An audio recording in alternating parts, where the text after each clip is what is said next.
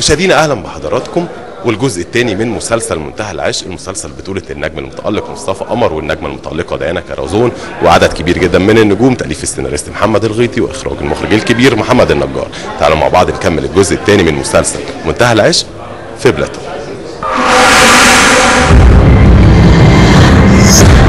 ايوه فعلا المعلومات جات لي دلوقتي. في جنين قاعد بتحصل في عمر المرة.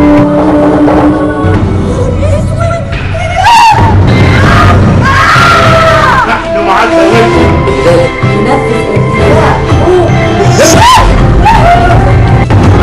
اكيد في حاجة مش مظبوطة. سيبوني معايا بقى. في ايه؟ انت عوج. شغلك عوج. خلاص يا سيدي انا مستعد انساها.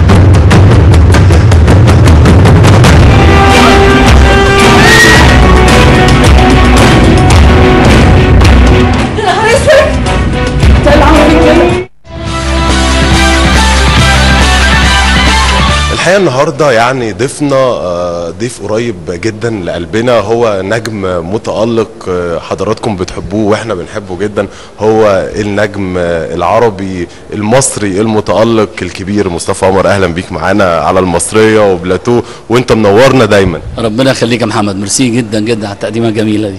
ربنا يخليكم. يمكن يعني الحقيقة والله أنا يعني بنسعد فعلا لما بنشوفك في لقاء أو بنشوف عمل ليك فني جميل. بنبارك لك على ألبومك الأخير، بنبارك لك على منتهى العشق. الحقيقة يعني النجم مصطفى قمر، يعني عشان أنا عارفك شخصيا الحقيقة أنت بتتعب جامد جدا عشان يعني كل حاجة أنت بتشتغل فيها تطلع بالصورة المبهرة دي، فأنا بجد بقول لك يعني ربنا معاك وألف ألف مبروك. ربنا يخليك. والله لسه كنت بتكلم مع المخرج أهو ولسه بقول له هو بيقول لي يعني دايما أنت يعني بتعمل مجهود زيادة في الشغل، ان بيكلمني على الكليبات انها هو عارف لان هو فاهم طبعا، فبيقول لي ان انت بتاخد يعني مش اقل من شهر في البوست في المونتاج في الغنوه اللي هي عباره عن 3 دقايق. وبقول له هو الجميل قوي هو الفن تجريب، بس مش تجريب بلخبطه، تجريب عن دراسه ودراسه جدوى وناس فاهمه تشتغل، وفي النهايه ربنا بيوفقك لانك تعبت. فالحمد لله الحمد لله ربنا موفقني يعني في الجزئيه ديت يعني الحمد لله. ويمكن برضو الالبوم كمان انا عارف ان اشتغلت عليه 2.5 سنين، يمكن احنا ابتدينا نعرض الميكنج في اغاني.com. والله يا محمد ده يعني بجد اكتر اديته مجهود والحمد لله الفيدباك بتاعه. يعني عايز اقول لك حاجه، سوق الكاسيت كان نايم جدا، ما كانش في مجال لاي حركه. انت عارف الانترنت بوظ الدنيا والناس بتاخد الاسطوانه تطلعها من على الانترنت وتاخدها وتكابيها وخلاص. هم الناس بقوا حريصين ياخدوا النسخه الاوريجينال الاصلي لانه عاجبهم الالبوم، لانهم حاسين بالمجهود اللي فيه، فقالوا لا احنا عايزين نشجع الصناعه، ننزل نشتري الالبوم لان هو يستحق ان هو يعني تقتنيه يعني. فده من اول الصوره بتاعته تلاقيها ارتستيك قوي ومن كل حاجه، بالكليب كله اهتميت بيه جدا والحمد لله الحمد لله. والجديد كمان فيه ان انا وزعت 4 اغنيات تقريبا. انا الاغاني اللي عملتها ال4 دول قعدت فيهم حوالي بتاع 6 شهور بعمل ال4 اغنيات دول، فالحمد لله ربنا وفقني يعني. وفعلا بلغ البوليس وقال لهم ان انا بشتغل شغل ليكي. تصريح جدا حسبتها غلط يا خايب. انا مش عايزك تخاف، وصدقيني ده في مصلحتك وفي مصلحتي. انا شاكه ان بابا مات بفعل فاعل.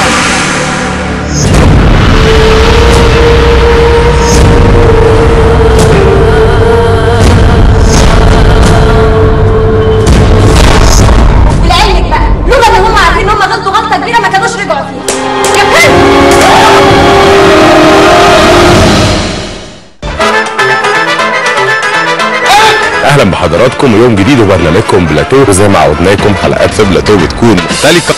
كلام معروف هو تحرق الفيلم.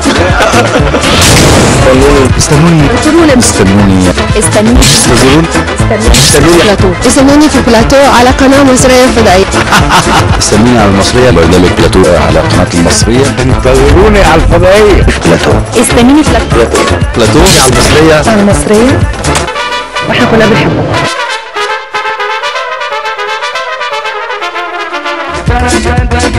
ومنتهى العشق باخباره ايه مع النجم مصطفى قمر؟ يعني يمكن انت والله دايما يمكن مش اي عمل بيشدك ومش اي عمل بتشتغل فيه، دايما بتبقى حريص انك مش اي عمل يعني تشتغل فيه يعني. مظبوط. هو محمد الغيطي هو كان شرارة اللقاء. محمد بني ادم جميل بحبه جدا، محمد اتكلمنا الاول، بدات الشراره قال لي ايه رايك بقى نعمل حاجه شيك ننافس التركي، المسلسلات التركي والحاجات دي وبتاع. قلت له والله احنا عندنا دراما اقوى، بس احنا قال لي بتكلم على الشياكه عايزين نعمل. قلت له يلا. سابني شهرين كده وكلمني قال لي الفكره جاهزه. قلت له بجد يا محمد؟ قال لي والله. حكى لي جزء منها في التليفون. قلت له لا لازم نتقابل. قال لي التريتمنت معايا كانت 22 ورقه او 24 ورقه حاجه كده يعني. طبعا يعني بهرني، عجبني جدا، وحسيت ان انا هطلع في شكلي مختلف وجديد. قعدنا نشتغل على الورق ورحنا عملنا قعدات عند محمد في الفيلا بتاعته في 6 اكتوبر، وقعدنا انا والنجار معاه، وتفاصيل كتير جدا عملناها وعلينا الورق جدا جدا مع بعض. وبعد كده كان جلسات عمل بقى ترابيزه مع صديق عمري الاستاذ محمد النجار طبعا، وانت عارف الكيمياء اللي بيننا. احنا ما بحسش ان انا بشتغل، بحس ان انا مستمتع يعني، ارتاح وهاف فن، اخد بالك، بس يعني بنقعد نشتغل وبنبسط والحمد لله الحمد لله. يعني اشتغلنا، عملنا جو حلو جدا، اشتغلنا كتير في الاول، بس توقفنا شويه صغيرين، دول اللي خلونا ان احنا نصور في رمضان. طبعا الاول مره في حياتي نصور في رمضان طبعا، بس مجهود عايز اقول لك. رمضان يعني ما بين بقى الواحد يا دوب خلص التراويح ويجي على التصوير، ببقى عايز يعني احافظ على رمضان واحافظ على الشغل. هو مش عايز اقول لك على حاجه، هو طبعا يعني كل سنه بحاول ان انا في رمضان افضيه للعباده. بس الشغل عباده، بس مش معنى كده انك تلغي العباده، يعني الاثنين لازم يبقوا موجودين. فبيبقى كده بالظبط، يبقى مجهود مضاعف يعني. لكن الحمد لله ربنا وفقنا، وانا شايف الفيدباك من اول حلقه عامل رد فعل حلو جدا مع الناس، ويا رب نكمل على كده. وادعوا لنا بقى، احنا بنشتغل في رمضان اهو، ادعوا لنا نخلص على خير. كلها بتقول لو وصلوا لها هتبقى في حكم الميت.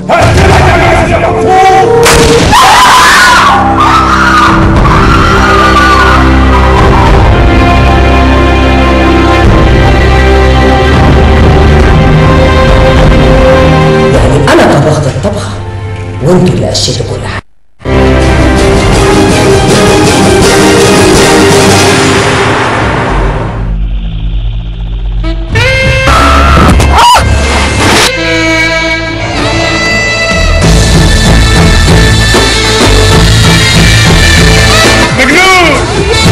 انا طلعت من الفضائيه المصريه.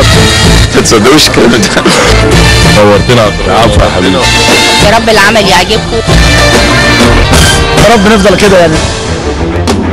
افوق ان انا رديت عليه في التصوير. ممثلين من العيار التقيل. على فكره اللي في قلبي السؤال ده. النجم مصطفى قمر نجم كبير ويستاهل كل خير فعلا، بشهاده كل الناس والنقاد، مش بس يعني شهادتي، لكن يعني منتهى العشق. شايف يمكن انا بلاحظ ان النجم مصطفى قمر بيميل للرومانسيه، بحب الحاجات الناعمه الخفيفه. ويمكن كمان النجم الراحل الكبير عبد الحليم حافظ برضو كان بيميل للرومانسيه، ما شفناهوش بيعمل اكشن مثلا او اي نوع من الانواع دي، بس برضو لو كان عملها كان ممكن يعني ينجح فيها. لكن بالنسبه للنجم مصطفى قمر، يعني حابب الرومانسيه يعني حابب الرومانسيه اكتر من انك تخوض تجارب الاكشن؟ والله بص، هي مش هو الفكره هي اللي بتجيب بالظبط، هي اللي بتطرح نفسها بالظبط كده. الفكره هي اللي بتسوق العمل نفسه، بتقود العمل. يعني منتهى العشق هو اسمه رومانسي، بس جوه قصه الحب دي لا، في كل حاجه والله. في علاقات انسانيه فظيعه جدا، في شويه اكشن خفاف بس موجود، في كوميديا راقيه لطيفه، كوميديا حوار لطيفه جدا. في شخصيات غريبه جدا عملتها لاول مره في حياتي في المسلسل ده. انا مسكت الجيتار، انا هقول لك على مفارقه فظيعه على موضوع الجيتار. مسكت الجيتار وغنيت في تركيا، وكنت بشحت في الشارع. ده اللي هتشوفوه الحلقه 2 يعني. بشحت في الشارع وبيرموا لي فلوس وبتاع وكده، وكنا مخلين بعض ناس يبقوا معانا عشان يرموا كوينز. الناس الاتراك انا غنيت بالتركي وبالعربي، وحفظت تركي وغنيت اغنيه لحني انا لحنتها، لحنت كلام تركي. لحنت كلام تركي. ده انفراد لينا بقى. ده انفراد، ده لسه لاول مره انا بقول. هتغنيه بقى ولا ايه؟ اغني لك جزء منها. غنيت بالتركي وغنيت بالمصري بالعربي. الناس الاتراك كانوا بيعدوا بيفكروني ان واحد اشحت بجد، مفكرين الكاميرات دي ناس بتصورني، فيرموا لي كوينز ويمشوا. المنتج كل شويه مدير الانتاج يلاقي بعد ما كان حاطط 10 كوينز يلاقيهم 40، يلاقيهم 30. فقلت له حلو، كل مره بنعيد عمال يلم. قلت له لو قعدنا هنا هتجيب اجري، مش مشكله. ما اوزو ما دوستم Üzülecek ne var bu dünyada zayıflara, yalnızlara yine de hayatı var.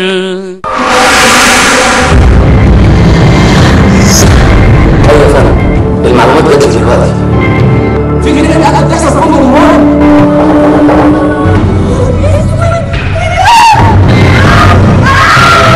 نحن معك يا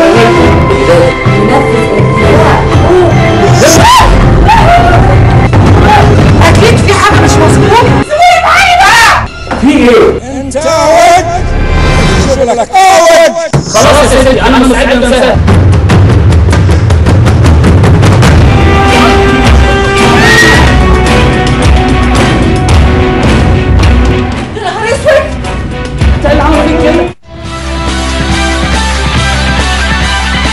مصطفى يمكن في ناس كتيره يعني الحقيقه فاكر الاغنيه اللي انت سجلتها لنا في الاستوديو وبعتها لنا في برنامج اغاني دوت فاكر. ده في الالبوم الجديد جميله قوي. كان كل الناس اللي شافت البرنامج ساعتها قالوا لنا يعني قالوا لي لما تسجل معاه والنبي خليه يغنيها. والله يعني دايما في سبقه محمد، يعني ما تفهمش هي بتطلع لوحدها من عند الحمد لله. الحمد لله يا رب. الحمد لله. تيجي نغنيها برضه من الالبوم الجديد حتى انا ممكن او اللي انت حابه. هقول لك حاجه، احنا غنينا من المسلسل نغني اغنيه تانية من المسلسل لان الالبوم موجود عند خلاص.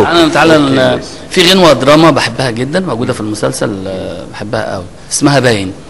قول باين لسه ما نسيتهوش، لسه قلبي مالوش في البعد ولا حيلة، فاضل ايه يا قلبي كمان، ده احنا لينا زمان والليالي طويلة، طريق وتسدد هنكمله، ده احنا ابتدينا في اوله وغرام موضوع وانتهى، خلاص مش سهل تاني نرجعه، ده عيونه كانوا بيخدعوا وغرامه موضوع وانتهى، باين لسه ما نسيتهوش، لسه قلبي مالوش في البعد ولا حيلة.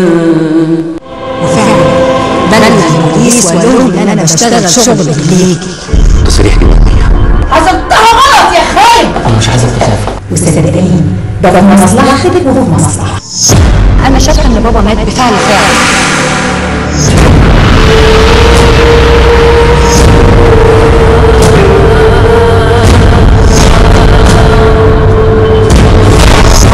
ولعلمك بقى لولا ان هم عارفين ان هم غلطوا غلطه كبيره ما كانوش رجعوا فيها. أنا سعيدة بيه والتزامه في العمل. أقول لك إيه ولا إيه ولا إيه في ياسر جلال.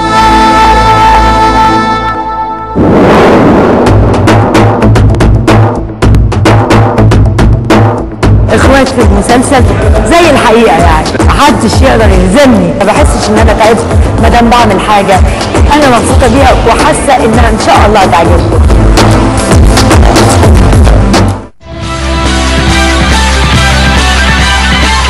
كلمني عن الجديد برضو اللي انت بتحضره، يعني انك دايما بتفكر في جديد في كل حاجه، يعني ما بتسيبش نفسك انك ما تفكرش لحظه. يعني كلمني عن الالبوم بتاعك، شايف الجديد فيه اللي كان نفسك توصله للناس، وحابب انك يعني ان الناس تستقبل الرساله اللي انت وصلتها من خلال 2.5 سنين تجهيز لعمل ضخم زي ده.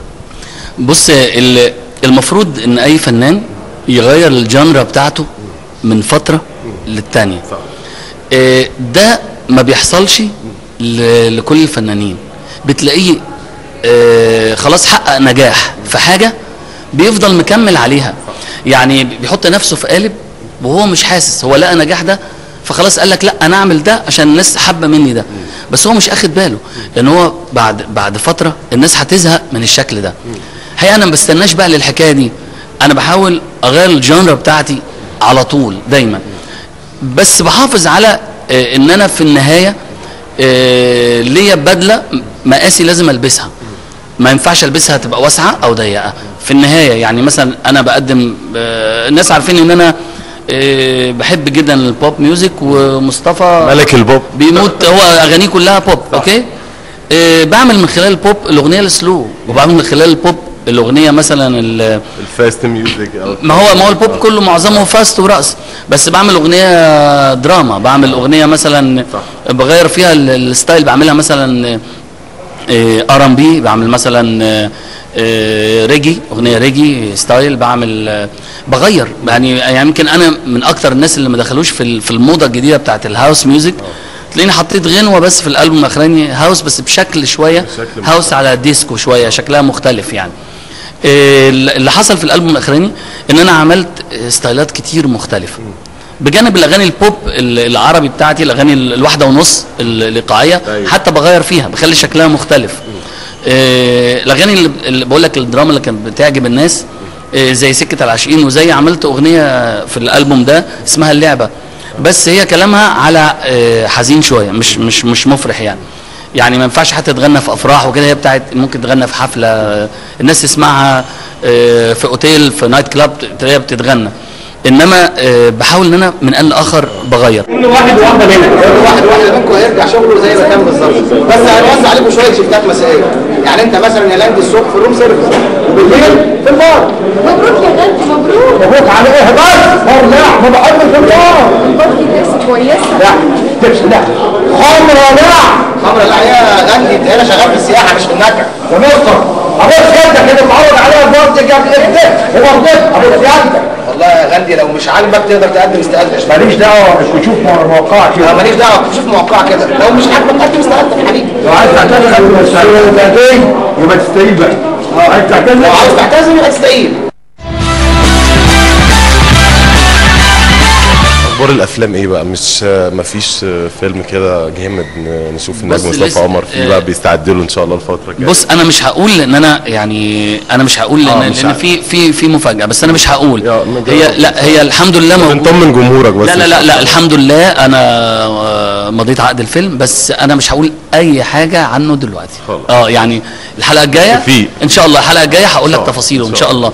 والفكره تجنن تجنن. بص هو مبني على السسبنس، ما يعني مش اكشن، سسبنس. يعني ممكن تفضل قاعد على الكرسي في السينما ما تقومش. المخرج مين طيب؟ بص برضو خلينا لا هو يعني هو موجود، بس خلينا برضو خلينا مفاجاه. هو موجود يعني موجود على طول، وحبيبي يعني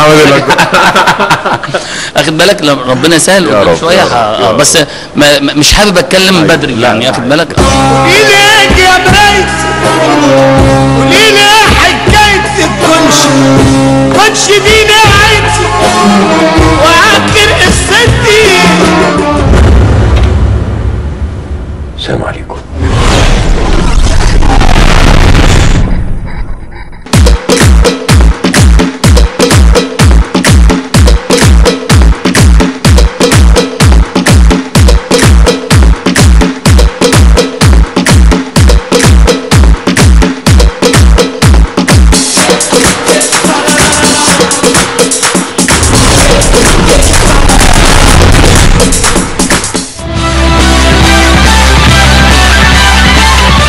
بجد والله يا مصطفى انت اسعدتنا ونورتنا، واحنا مبسوطين جدا انك كنت معانا النهارده على قناه المصريه، وقناه المصريه دايما بيتك، واحنا دايما معاك من خلال كل برامجنا ومتابعينك وراصدين كل نجاحاتك الجميله اللي انت بتقدمها لنا، وتعبك واجتهادك، وقد ايه الواحد ما بيبقاش سهل انه يبقى نجم. النجوميه دي يا جماعه فعلا مش سهله، دي حلم وحلم كبير لازم تشتغل عليه ولازم تتعب عليه.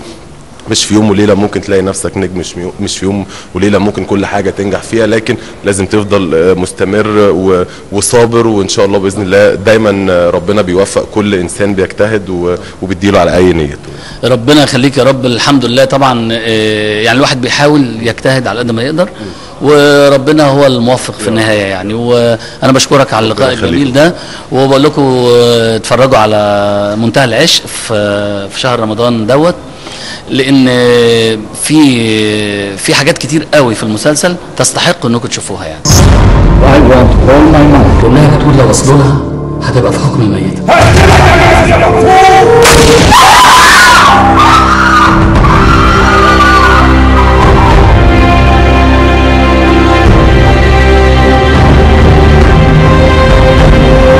يعني انا طبخت الطبخه وانتوا اللي قشيتوا كل حاجه.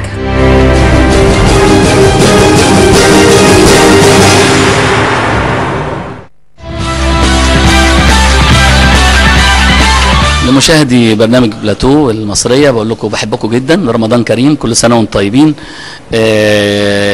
يا ريت ما يفوتكمش مسلسل منتهى العشق، لأنه مبذول فيه مجهود جامد جدا وشكلي مختلف وجديد، خاصة الحلقات الأولانية فيها شوية كاركترز مش عايزها تفوتكم يعني.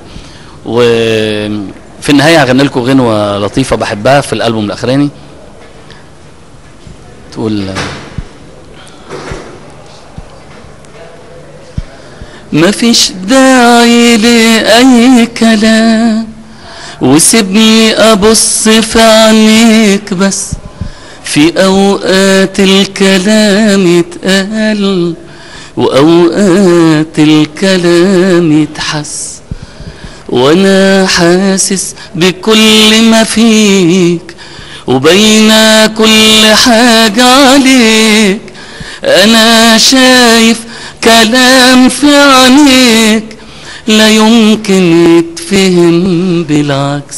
تيا را را را را تيرا را را را را تيرا را را را را تيا را را را